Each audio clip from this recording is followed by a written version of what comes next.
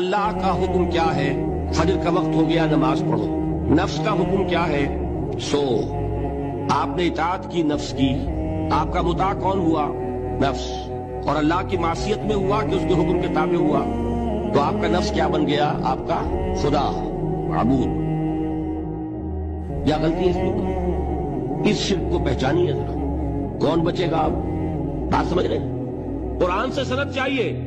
कुरान ने फरमाया अरायता मन इत्तखज़ इलाहहु हवाहु, क्या तुमने देखा उस शख्स को जिसने अपने ख्वाहिश नफ्स को अपना इलाह बना रखा है। इलाह का लफ्ज वो है जो आपके कलमा तैयबा में है, कह रहा है ला इलाहा इल्लल्लाह, और जब फारिग होता है तो नफ्स को फौरन माबूद बना लेता है।